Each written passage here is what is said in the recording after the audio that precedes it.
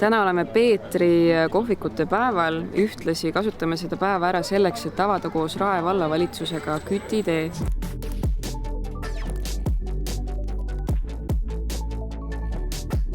Kesk-Peetri kodu asub kohe Peetri aleviku südames, koolide lasteaedade lähedal, kodupoodide lähedal.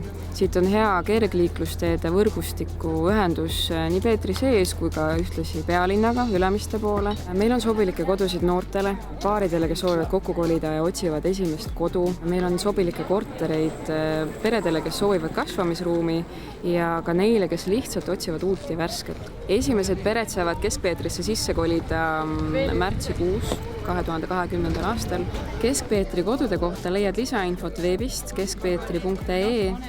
Leiad meid ka Facebookist TripleNet Capital. Vaata lähemalt, millised on meie kodude plaanid ja siin võiks olla sinu järgmine koduaadress.